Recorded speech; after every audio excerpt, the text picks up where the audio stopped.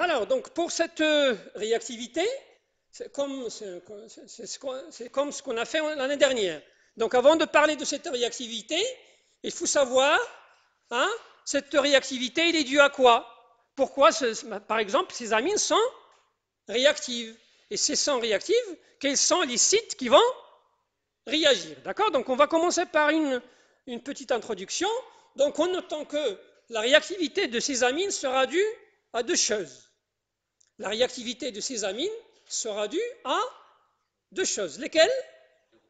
La présence du doublé sur l'azote, hein, et l'hydrogène qui est sur l'azote. L'hydrogène qui est sur l'azote uniquement pour les amines primaires et les amines, pour les amines tertiaires, non. Les amines tertiaires, leur réactivité sera due uniquement à la présence du doublé sur l'azote. Donc cette réactivité, comme il est mentionné, sera due, je répète, à la présence du doublé sur l'azote, d'une part, pour toutes les classes d'amines, primaires, secondaires, tertiaires.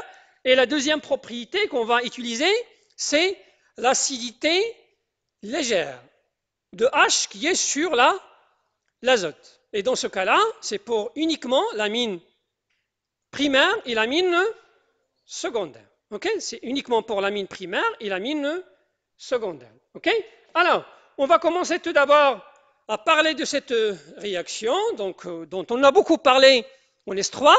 Rappelez-vous, en S3, lorsqu'on vous a donné, comment dirais-je, du composé, on vous a donné de les classer par ordre de basicité ou bien d'acidité. Donc, on va parler de la réactivité due à la basicité des amines. Pourquoi les amines sont basiques? Pourquoi les amines sont basiques? Hein? Hein? Oui, c'est une base de Lewis. C'est quoi une base de Lewis? Tout simplement, les amines sont basiques parce que tout simplement, ils disposent d'un doublet libre sur l'azote. Ils se comportent comme des bases de Lewis. Hein? Ils se comportent comme des bases de Lewis. Donc les amines, que ce soit l'amine primaire, l'amine secondaire ou l'amine tertiaire, vont se comporter comme des bases de Lewis. Ça veut dire quoi? Ça veut dire en présence d'un acide, qu'il soit un acide organique, tel que les acides carboxyliques. Un acide organique, c'est l'acide carboxylique, c'est le CO2H. Donc en présence d'un acide, qu'il soit organique, le cas des acides carboxyliques, on va assister à une réaction acido-basique. On va assister à une réaction acido-basique. Ça veut dire quoi? Donc là, c'est une amine, je répète, qui peut être primaire, qui peut être secondaire, qui peut être tertiaire, qui peut être l'ammoniac, qui peut être l'ammoniac tout court. Parce que ces amines primaires, secondaires, tertiaires, d'où viennent-ils? Ils viennent de l'ammoniac. Hein? Leur produit de départ, c'est l'ammoniac par des réactions de substitution nucléophile. On a déjà traité ça la semaine dernière. Il est sur la plateforme. D'accord? Donc, je répète ici, que ce soit l'ammoniac, que ce soit l'amine primaire, que ce soit l'amine secondaire, que ce soit l'amine tertiaire, là, les quatre vont réagir en tant que base de Lewis, à cause du doublet. Donc, le doublet que vous avez là va aller piéger le H+, parce que, je répète, les acides carboxyliques, ce sont des acides faibles qui sont dissociables en H+, et l'ion carboxylate. Donc, en présence d'une amine primaire, secondaire, tertiaire, ou bien carrément de l'ammoniac, là, ce que nous allons former ce qu'on appelle un carboxylate d'ammonium. On a un ion carboxylate, le voici. L'ion carboxylate, c'est le RCO2-, et l'ammonium, vous savez ce que c'est l'ammonium, c'est un NH4+, ou bien un NR4+. Donc, en présence d'un acide organique, les amines primaires, secondaires, tertiaires se comportent comme des bases de Lewis en fixant le H+ de l'acide et donner l'ion carboxylate. Donc, je répète, ces amines, ils peuvent réagir soit avec des acides organiques, soit avec des acides minéraux, le HX, HF, HCl, HBr, HI, etc., etc. Donc la même réaction va se passer, parce que je répète ici, d'ailleurs la réaction a été faite avec un acide faible, Et pourquoi pas, il va se faire avec un acide fort, parce que les HX font partie des acides de force. Donc en présence d'HX, acide minéral, là, tout à l'heure, on a formé le carboxylate d'ammonium. Maintenant, ce qu'on va former, on va former ce qu'on appelle un chlorure ou bien un halogénure d'ammonium, un bromure, un chlorure, un fluorure, un iodure, d'accord? Voilà, on va former un halogénure d'ammonium. Là, on a formé le carboxylate on a formé le carboxylate d'ammonium. Là, on a formé un sel d'ammonium qui peut être à base du chlore, du fluor, du brome et d'iode. OK? Donc, la première propriété qu'on va traiter, c'est cette basicité qui est très importante. On verra par la suite, ça sert à quoi.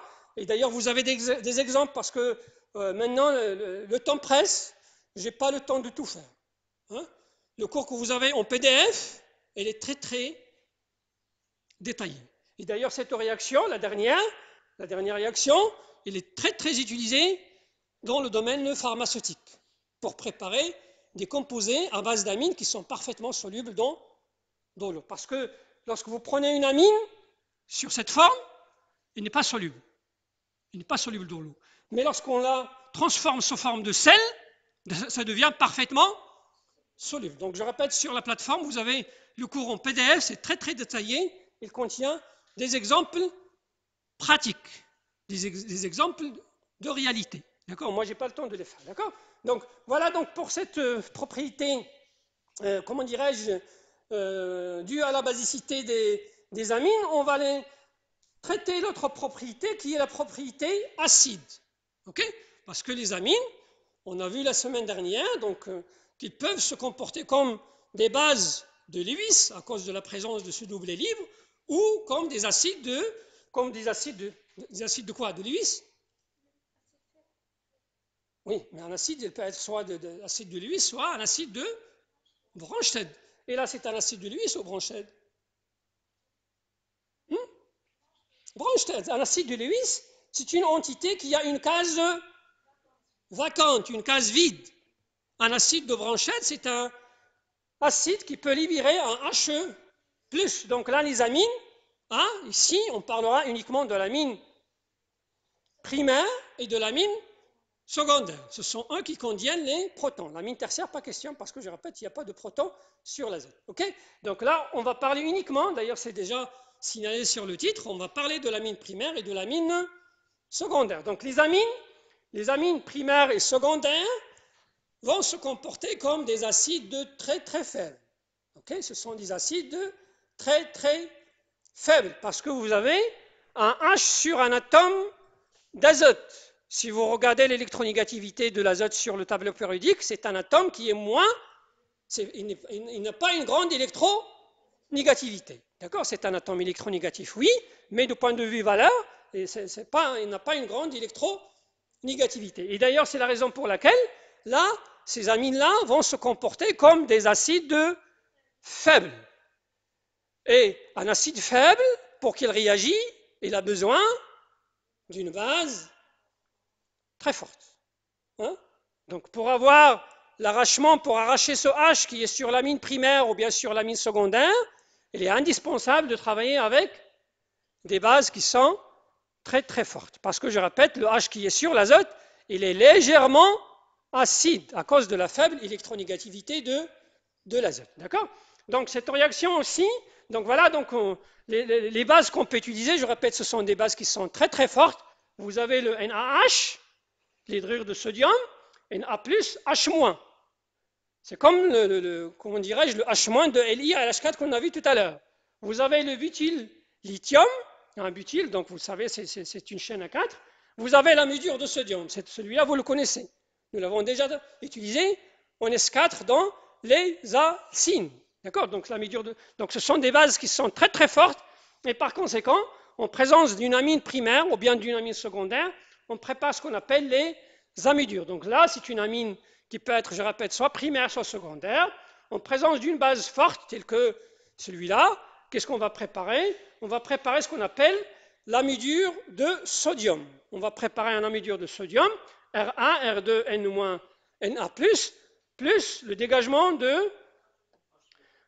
Voilà, donc le H qui était sur l'azote va partir sous forme de l'hydrogène. Donc on aura un dégagement d'hydrogène. Et c'est une réaction qu'on utilise pour préparer, je répète, les amidures qui se comportent comme des bases très très fortes. Parce que des bases très très fortes, parce que vous avez, c'est comme un H2. Parce que là vous avez un N- et vous avez de groupements alkyles, qui exercent des effets donneurs, plus I. Et on a vu en S3 que les effets donneurs, ils augmentent la basicité. Les effets électroattracteurs augmentent l'acidité. Donc je répète, je l'ai dit tout à l'heure, la chimie organique, c'est une chaîne. Donc il faut, s'il vous plaît, avoir ce que vous avez vu en S3, en S4, pour que vous puissiez continuer sans problème. Ok?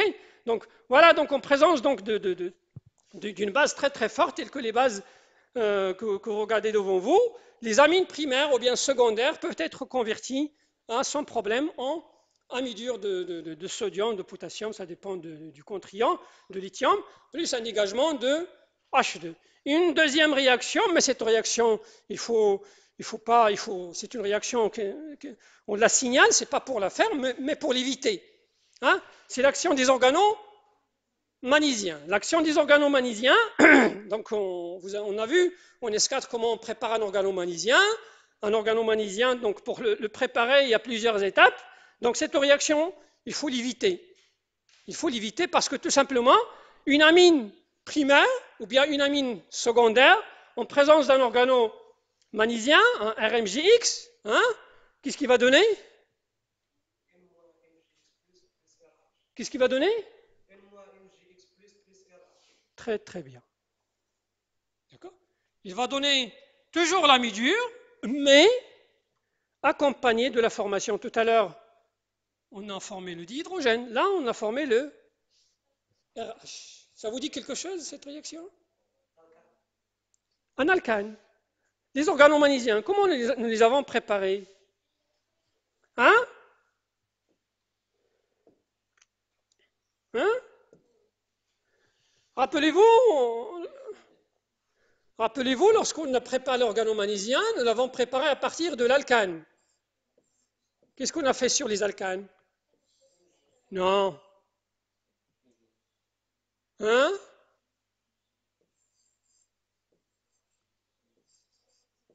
On a fait la chloration radicalaire. Vous avez tout oublié. D'accord? Sur un alcane, on a fait une substitution radicalaire. On a fait une monochloration.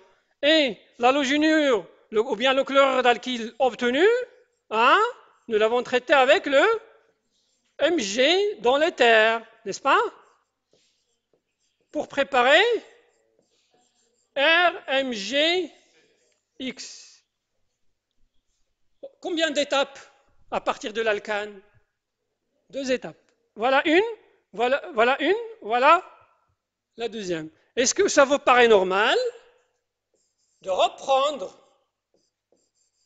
mon organomagnésiens que j'ai préparé ici, R, M, G, X, le traiter avec une amine primaire pour avoir R', N, H, Mg, X-, plus la formation de l'alcane. C'est pas normal. C'est pas du tout normal. D'accord? Là, ce que nous avons fait là, nous avons détruit. Nous avons détruit notre organomagnésien. Nous avons détruit notre organomagnésian parce que, je répète, cet organomagnésian que vous avez là, voilà d'où vient-il. Il vient de l'alcane en 2 étapes. Donc c'est une réaction, je répète, c'est une réaction qu'il faut éviter. Parce que ce qu'on fait là, on a détruit l'organomagnésian. C'est pour vous dire que, je vais la mettre comme remarque, les R, M, G, X, les organomagnésiens sont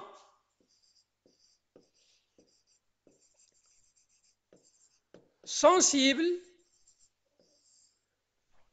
aux solvants, très bien, très sensibles aux solvants protiques tels que les amines primaires et les amines secondaires. Ça veut dire quoi? Ça veut dire, si vous avez une réaction à faire avec un organomagnésium, il ne faut pas utiliser une amine primaire ou bien une amine secondaire comme solvant. Hein? Il ne faut pas utiliser une amine primaire et une amine secondaire comme solvant, parce que si vous utilisez l'amine primaire ou bien l'amine secondaire comme solvant, vous allez détruire l'organomagnésium en alcane. Ça veut dire votre organomagnésium, il ne va pas effectuer la réaction que vous cherchez. Il va effectuer une réaction secondaire qui est sa destruction en alcane. D'accord? Donc c'est une réaction à éviter. Hein, c'est une réaction à éviter parce que, je répète, les organomagnésiums, ils sont très très sensibles aux solvants protiques, tels que l'amine primaire, l'amine secondaire, les alcools, les thiols, l'eau, l'acide carboxylique, etc. Donc tout ce qui est source de protons représente l'ennemi de l'organomagnésium. Ok? Donc la deuxième réaction, on la signale pour l'éviter. On ne sait jamais, vous aurez une réaction à faire par la suite dans un laboratoire. Il ne faut jamais utiliser l'amine primaire et l'amine secondaire comme solvant en présence d'un organomagnésium, parce que le résultat, ça sera la destruction de l'organomagnésium. Donc voilà donc la propriété, comment dirais-je, la propriété acide. Donc on va aller aborder une autre comment dirais-je, une autre réaction, c'est celle-là, parce que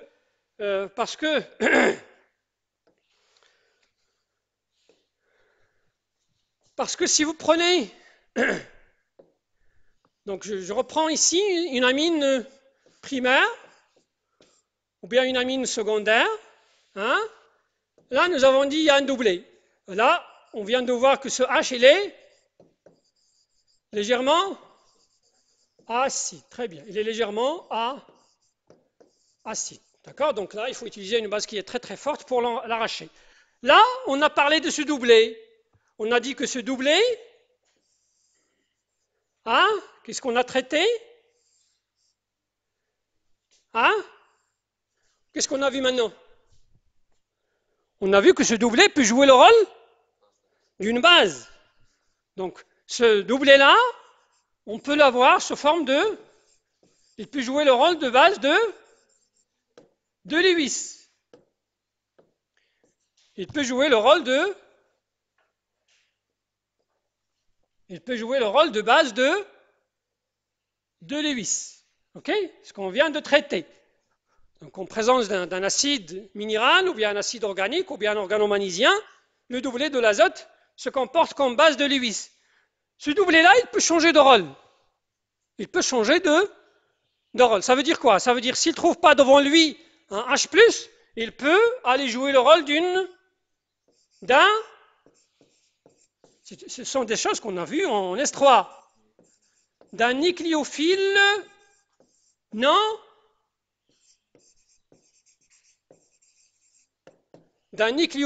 chargé. En S3, on a parlé de nucléophile chargé, mais on a parlé de nucléophile non chargé. Donc, ce doublé-là, je répète, il peut jouer deux rôles. Il peut jouer le rôle d'une base de Lewis, lorsqu'il est en présence d'un H+, comme il peut jouer le rôle d'un nucléophile s'il trouve un site électrophile.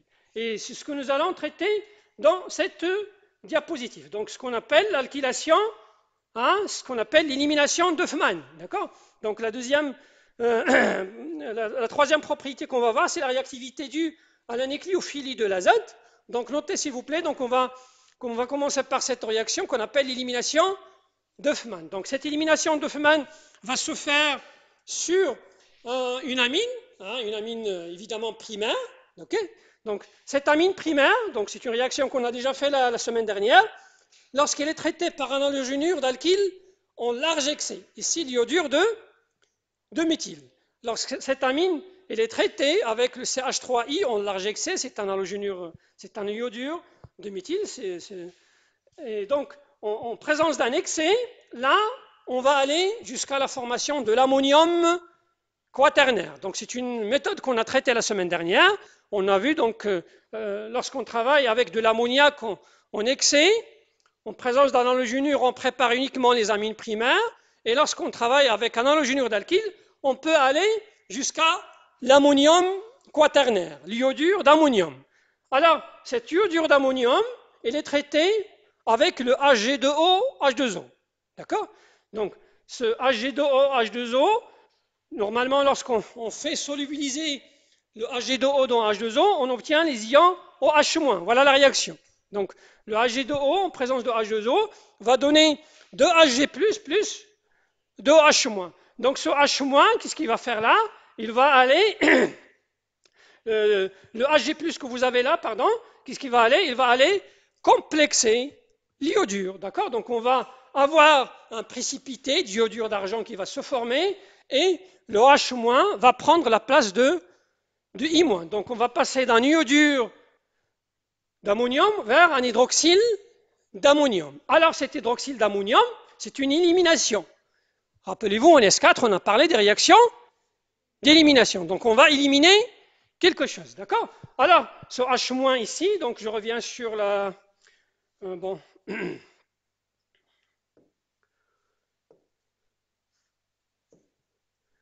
Ok, donc je reprends mon... Donc là, j'ai N,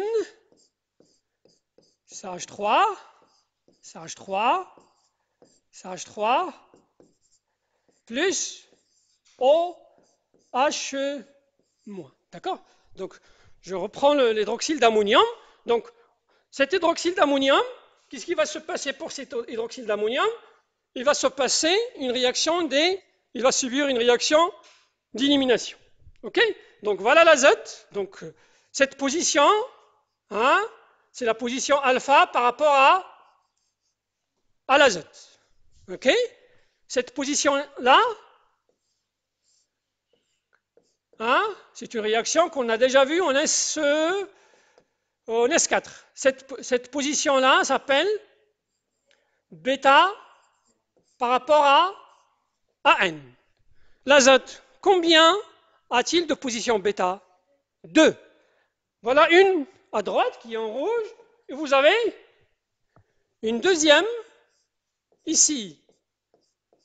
Hein, donc toujours, là c'est la position bêta par rapport à l'azote. Donc ce qui va se passer, en présence de la chaleur, on va assister à ce que nous avons appelé une bêta-élimination. On va assister à une bêta-élimination. Et une bêta-élimination va donner lieu à la formation des alcènes. Très bien. Donc ce qui va se passer, c'est que ce OH- que vous avez là va aller arracher les deux. On va commencer par le premier, il va arracher un H rouge. Hein? Donc les deux électrons que vous avez là vont venir là, et on aura le départ de NH3. D'accord? Donc on va former, donc je vais les mettre en rouge. Voilà l'alcène formé par élimination de H rouge, et la deuxième réaction qui aura lieu, c'est l'arrachement de H bleu. Et donc je répète, on arrache les hydrogènes qui sont en bêta par rapport à l'azote. Et voilà l'alcène qui va se former. D'accord? Donc le rouge, c'est l'élimination de H terminal, du méthyle, et le bleu, c'est l'arrachement du H de CH2. Parce que je répète, pour cet azote, il a deux positions bêta, une à droite, l'autre à gauche. Ok? Donc ça vous rappelle quelque chose qu'on a vu en S4, ça vous rappelle l'élimination de Zaitsev. Hein? Ça vous rappelle l'élimination de Zaitsev. Sauf que lorsqu'on a traité l'élimination de Zaitsev en S4, on a vu que les alcènes les plus substitués, ce sont des composés majoritaires. Et les alcènes les moins substitués, ce sont les composés, là c'est l'inverse. Le majoritaire, c'est celui-là, et le minoritaire, c'est celui-là. Ok? Donc dans l'élimination de Zaitsev, le majoritaire, c'est le plus substitué, le minoritaire, c'est le moins. Hein? Non, non, c'est pas l'axe. Je répète, dans l'élimination de Zaïtsev, le majoritaire, c'est le plus substitué. Le minoritaire, dans la réaction de Zaïtsev, quel est le produit de départ sur lequel on a travaillé? Hein? Hein? Non.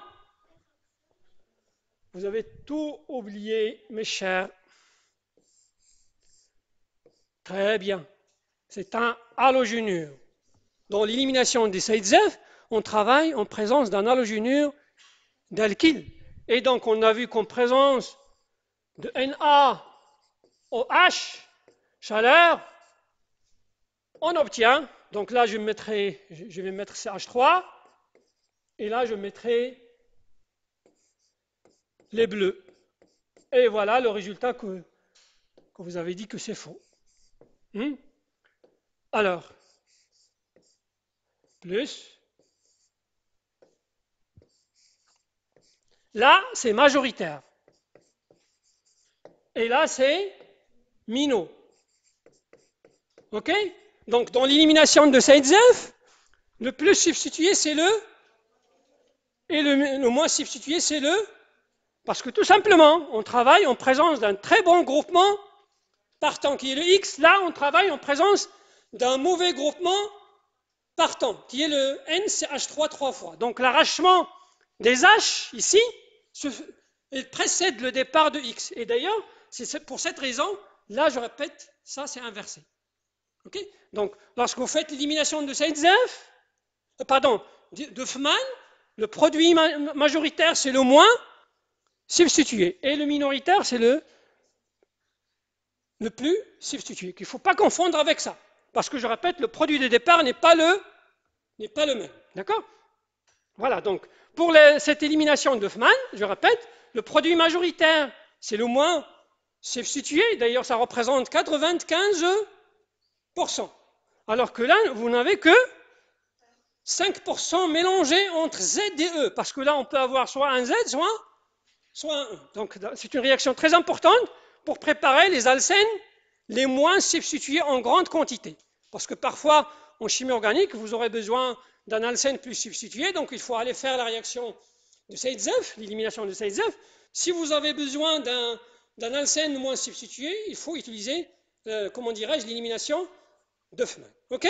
Très bien. Donc c'est une réaction très importante qu'on va voir en travaux dirigés. Donc si vous avez des questions, on peut les traiter en travaux dirigés. Alors toujours donc dans le cadre de l'étude de cette propriété nucléophilique des amines, on va aborder une autre réaction qui est l'acylation. C'est une réaction qu'on appelle l'acylation, c'est une réaction très importante aussi, qu'on utilise à l'échelle industrielle qu'on utilise à l'échelle industrielle pour préparer des matériaux qu'on verra tout de suite. D'accord? Donc, les amines, donc ces amines-là, primaires, secondaires, je répète, sont transformées, donc j'insiste sur la nature de l'amine. Ce n'est pas n'importe quelle amine, ce sont uniquement les amines primaires et secondaires parce que tout simplement, il y a un H qu'on peut, je répète, libérer. D'accord? Donc, sont transformés facilement en amide par réaction d'acylation. C'est une réaction qu'on reprendra dans le 3e chapitre. La réaction est la suivante.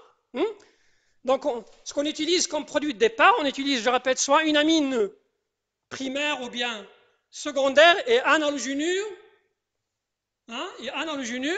d'acide. C'est un halogénure d'acide. Et donc, l'azote ici, il va attaquer par le doublet. Donc là, on va utiliser la propriété nucléophilique de l'azote. Ça veut dire l'azote, il va attaquer par son doublet, le voici. Donc l'azote, il attaque par son doublet. Et donc, on va former à la fin, donc c'est une réaction qui se fait, donc on va avoir le retour de la charge au moins, et donc le départ de sel, le chlore, le brome, l'iode, le fluor, ce sont des très bons groupements partants. Donc il va partir, donc lorsqu'il va partir, il va aller arracher un H ici, donc pour former, donc je reprends cette réaction sur la diapositive, comme ça vous allez bien comprendre. Voilà, donc je mets donc mon halogénure d'acide, RCOCl. Donc je répète en présence soit d'une amine primaire, soit d'une amine secondaire, R'.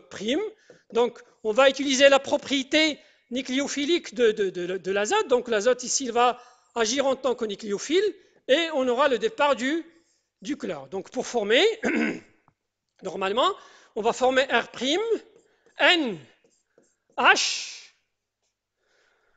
CO, R, plus quoi? Ok? On va former une fonction amide plus la formation de HCl. Et ce HCl, il faut qu'il soit éliminé. D'ailleurs, la réaction, vous l'avez déjà vu sur la diapositive, il est faite en présence d'une base qui est la pyridine. La pyridine, c'est une base organique qui va utiliser le doublet de l'azote comme capteur de H+. C'est une base de Lewis. Et donc là, le rôle de la pyridine, c'est ça. C'est d'aller capter le HCl. Parce que tout simplement, si vous ne captez pas le HCl, le rendement sera faible. Le rendement sera très très faible. Donc là, plus, voilà, on va revenir pour utiliser la propriété basique des amines pour former ce qu'on appelle un pyridinium plus Cl-. Okay? Donc le rôle de la pyridine ici, c'est de piéger, c'est de neutraliser le HCl formé. Parce que si le HCl formé n'est pas... Donc si j'atteins le temps, vous me le dites. Okay? Si le HCl formé n'est pas éliminé, qu'est-ce qu'on aura?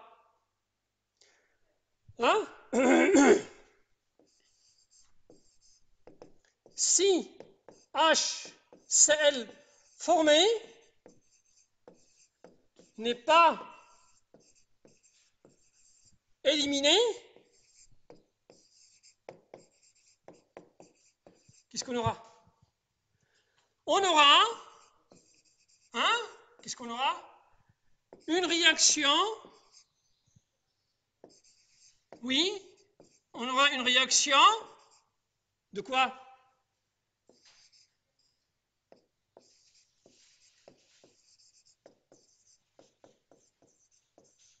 On aura une réaction d'acidification de quoi? De RNH2. C'est clair? Si, je répète, si le HCl n'est pas éliminé, on aura une réaction acido-basique entre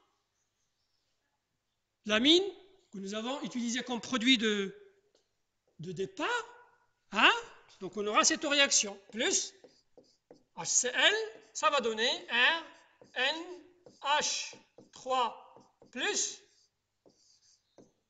Cl-. Ça veut dire quoi ça? Ça veut dire, si le HCl n'est pas éliminé, une mole va effectuer la réaction d'acylation, la deuxième mole va effectuer une réaction acido-basique. La troisième mole va effectuer une réaction d'acylation, la quatrième va effectuer une réaction acido-basique, et ainsi de suite. La cinquième nucléophile, la sixième acido-basique, etc. Ça veut dire quoi? Ça veut dire que le rendement sera divisé par 2. Au lieu d'avoir un rendement à 100%, on va avoir un rendement à 50%. Donc, il est indispensable d'éliminer le HCl formé en utilisant une balle pour atteindre des rendements quantitatifs. Ça veut dire des rendements presque à 100%. D'accord? Et d'ailleurs, je répète, c'est le rôle de cette pyridine-là qui sert, je répète, pour éliminer ce HCl. Et donc, notez, il est déjà écrit là, que la réaction a lieu en présence de pyridine pour capter le HCl. On peut utiliser plusieurs bases, on peut utiliser l'amine tertiaire. On peut utiliser aussi une amine tertiaire, parce qu'il n'y a pas de H sur l'amine tertiaire, et donc on peut l'utiliser aussi à la place de la pyridine. Ok? Très bien. Ah, voilà une application de cette réaction. Hein, on va faire, je donne une application rapidement. C'est pas la peine d'écrire cette application. Je répète, il est sur le PDF. Il faut que j'avance. Voilà une application à l'échelle industrielle. La voici, c'est la synthèse des fibres textiles. La synthèse du nylon. Hein, vous entendez parler du nylon. Il y a des habits à base de nylon, il y a des habits à base de soie, de laine, du coton. Là, le nylon, hein, qu'on porte sur nos dos, on peut les préparer par cette réaction. C'est une synthèse organique qu'on peut faire en utilisant, comment dirais-je, un chlorure d'acide, mais cette fois-ci bifonctionnel. C'est une réaction de polymérisation. C'est une réaction de polymérisation parce que nous avons deux fonctions, une à droite, l'autre à gauche pour le chlorure d'acide et pour l'amine. Et donc, on peut avoir, je répète, cette réaction de polymérisation entre les deux et préparer ce qu'on appelle le nylon 6,6. C'est quoi le nylon 6,6? C'est une macromolécule dans laquelle on fait agir un halogénure d'acide carbone, 1, 2, 3, 4, 5, 6, et une diamine acide carbone, 1, 2, 3, 4, 5, 6. Donc, le nylon 6,6, ça veut dire le nombre de carbone avec lequel participe chaque réactif. Il y a des nylons 6,4. Il y a le nylon, ce qu'on appelle le nylon 6,4, ça veut dire chacun, un participe avec 6 carbones, l'autre participe avec 4 carbones. Donc, la structure, la voici. Voilà la structure de nylon, c'est un polyamide. C'est un polyamide, ça veut dire cette fonction amide, ça se répète tout au long de la chaîne polymérique. Donc, c'est une application, je répète, à l'échelle industrielle, pour préparer les nylons qu'on utilise comme des fibres textiles dans l'industrie de textile. OK? Et donc, c'est une réaction aussi qu'il faut faire, dans laquelle il faut utiliser l'amine en large excès pour éliminer le HCl, sinon on aura la réaction acide-basique entre l'amine et, comment dirais-je, et le HCl formé. Donc, d'autres applications, vous allez les trouver sur la plateforme. Alors, on va enchaîner par, je répète, cette réaction aussi qui va utiliser la propriété nucléophilique de l'azote, c'est la sulfonation. La sulfonation, donc c'est une réaction aussi de grande importance pour deux raisons. La première, c'est qu'il va nous permettre de différencier entre l'amine primaire et l'amine secondaire et l'amine tertiaire. Ça veut dire c'est une réaction qu'on peut faire comme test. Et ce test, il porte le nom, le test d'Eisenberg. D'accord? Donc c'est un test qu'on utilise pour dire est-ce que l'amine que nous avons, il est primaire, ou bien il est secondaire, ou bien il est tertiaire. Donc la première application, c'est un test, comment dirais-je, qualitatif, qui va nous servir à savoir est-ce que l'amine il est primaire, ou bien il est secondaire, ou bien il est tertiaire, ou bien cette réaction, on peut l'utiliser pour préparer pas mal de médicaments, pas mal d'antibiotiques qu'on utilise dans pas mal de médicaments. Donc c'est une réaction largement utilisée dans l'industrie pharmaceutique, je répète, pour préparer les sulfonamides. Les sulfonamides, ce sont des antibiotiques largement utilisés. D'accord? Donc c'est une famille de produits largement prescrits dans pas mal d'ordonnances. Alors on va commencer par cette réaction. Donc les exemples en détail, ils sont, je répète, sur le cours PDF, sur la plateforme. Alors la réaction est la suivante. Donc on va prendre toujours soit une amine primaire, soit une amine secondaire. On va prendre soit une amine primaire, soit une amine secondaire, parce que là, il y a la possibilité de se débarrasser d'un H. Donc, une amine primaire ou bien secondaire en présence de chlorure de sulfonine, voilà le chlorure de sulfonine. Là, vous avez un AR. Un AR, voilà, je reviendrai pour vous expliquer c'est quoi un AR, en présence d'une base. La base ici, le rôle, c'est d'éliminer, de neutraliser le milieu. Ça veut dire d'éliminer le HCl formé, parce que ce soit pour l'acylation, que ce soit pour la sulfonation, toujours on aura un dégagement de HECl. Il y aura toujours un dégagement de HCl. D'accord? Donc voilà ce qu'on prépare. On prépare ce qu'on appelle les sulfonamides.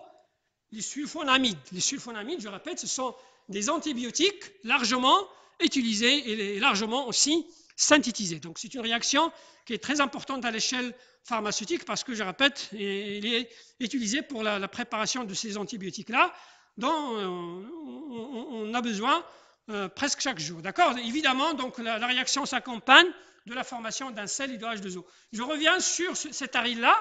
Hein? Lorsque vous voyez un aryl, hein, donc un aryl,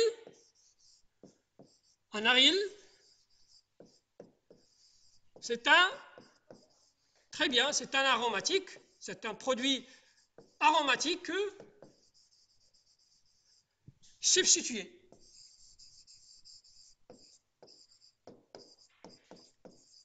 Hein? Un aryl, c'est un produit aromatique qui peut être mono, di, tri, tétra, penta, substitué. D'accord? Donc aryl, donc normalement, on le trouve sous forme comme ça. Aryl, donc c'est un noyau aromatique substitué qui peut être mono, di, tri, tétra, penta, substitué. D'accord? Donc cette réaction, je répète, voilà, il utilise des aryls. Hein, donc vous avez des exemples sur la plateforme. Des aryls, je répète, ce sont des composés, comment dirais-je, des composés aromatiques substitués. D'accord? Donc voilà la première application de cette réaction, c'est la synthèse d'antibiotiques dans l'industrie pharmaceutique. Donc la deuxième application, je répète, c'est la deuxième application. La deuxième application, c'est comment dirais-je, la détermination de la classe d'amine. Voici rapidement. Et ce qu'on appelle le test Ginsberg. Ce test, vous allez le voir, ça va se faire sur. C'est pas le même, son résultat n'est pas le même, que ce soit sur les amines primaires, secondaires ou bien tertiaires. D'accord? Donc on va commencer par les amines primaires. D'accord? Donc une amine primaire en présence d'un phényl, donc là le phényl c'est le composé aromatique le plus simple. D'accord? Donc il faut qu'on arrête, n'est-ce pas? Donc, par cette diapositive, je termine. D'accord? Donc, ce chlorure de sulfonyle en présence de l'amine primaire, hein, et on va former cet intermédiaire qui sera traité en milieu basique, donc en présence de H-. Qu'est-ce qu'on va arracher? On va arracher évidemment le H qui est sur l'azote. Voilà ce qu'on obtient. OK? Donc, on obtient le sulfonamide. S'il y a encore comment dirais-je, de la base dans le milieu en large excès, ce H aussi va sauter. Parce que je répète, c'est un H qui est, on a vu tout à l'heure, qui est légèrement acide et qui subit des effets électro-attracteurs -M de haut. D'accord? Donc en présence d'un excès de H-, on va préparer le sel. Hein? Ce sel du sulfonamide. Et donc on peut revenir vers celui-là en le traitant avec un H+, avec un H+, et on obtient un précipité. OK? Donc, cette réaction, d'accord, donc notez que c'est une réaction qui fait apparaître un précipité, d'accord? Donc, qui fait apparaître un précipité après avoir traité la réaction avec le H+. Expérimentalement, comment ça se fait? Rapidement, hein? Rapidement, d'accord? Donc, pardon.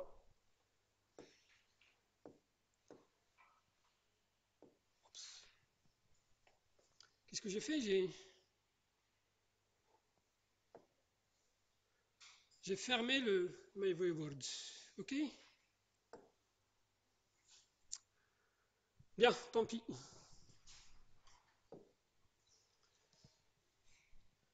Alors, expérimentalement, bon, ça se fait comme ça. Donc on prend donc le RNH2 plus aryl SOOCl plus NaOH. Donc là, NaOH il est en large excès. Là, ce qu'on obtient, on obtient une solution homogène. Là, on obtient une solution homogène parce que, je répète, on travaille avec un AH en excès. Ça veut dire tous les produits que nous avons là sont sous forme de sels qui sont parfaitement solubles dans l'eau. Lorsque cette solution homogène elle est traitée avec HCl en excès, ça veut dire jusqu'à pH acide, qu'est-ce qu'on obtient? Voilà ce qu'on obtient. On obtient ici on obtient AR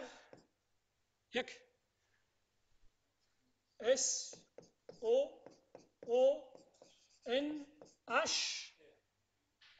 Très bien. C'est celui-là qui donne le précipité. Donc le précipité, on l'obtient après avoir fait la deuxième réaction. Ok?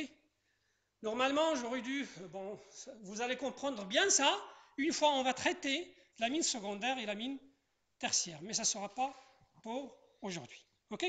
Donc on s'arrête là aujourd'hui et on se verra donc dans un mois, Inch'Allah, donc en raison de ce que vous savez bien. Ok?